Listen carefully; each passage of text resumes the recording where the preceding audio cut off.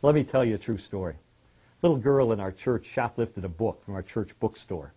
And her parents caught her, and they wanted to teach her that stealing is wrong. So they asked me if I'd sort of represent the church and handle the situation.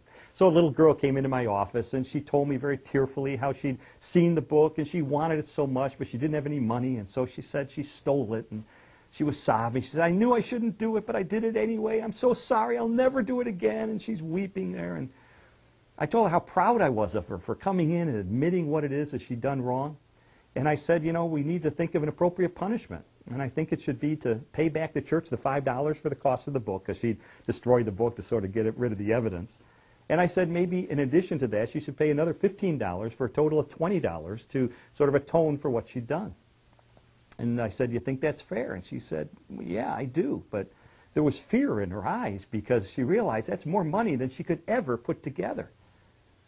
But I wanted to teach her a lesson about Jesus and how he forgives us. So I took out my personal checkbook and I wrote a check for $20 and I handed it to her. You should have seen this look of relief in her eyes. And I said, I'm going to pay your penalty so that you don't have to. I said, do you know why I do that? And she shook her head. She said, no. And I said, well, because I love you. Because I care about you. Because you're valuable to me.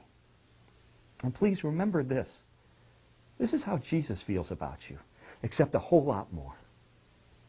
And I wish I could describe to you this look of relief and wonder and joy that blossomed on her face. She was almost giddy with gratitude. And that's a bit like how Jesus deals with our mistakes.